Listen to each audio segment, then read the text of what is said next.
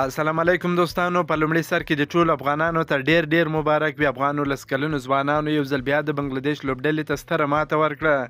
د افغانستان ولس کلنې کرکټ ملي لوبډلې د درې اړخیزه سیریز په لومړۍ لوبه کې بنګلادیش ولس کلنې ملي لوبډلې ته په 7 ویکټو او 40 اورونو ستره ماته ورکړل.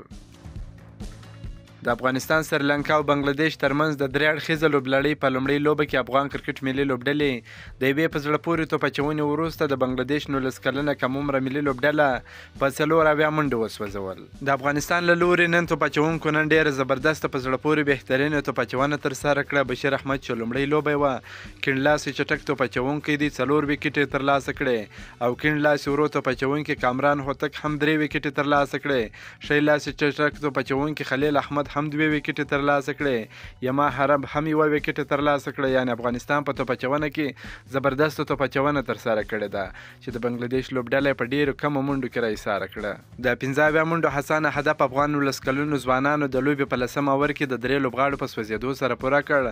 د بنګلادیش 19 کلنې لوبډلې ته ستره ماته ورکړه چې سهیل خان 3 شارون خان 21 زیاتې منډې وکړې.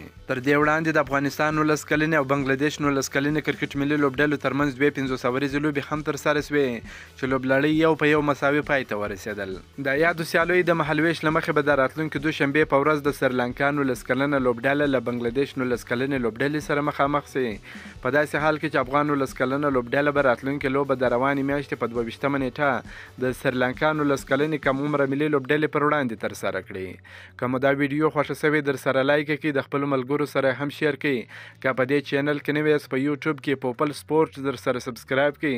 د نور تازه معلوماتو لپاره هم زموږ سره اوسئ. تر بلې ویډیو پورې د الله په امان.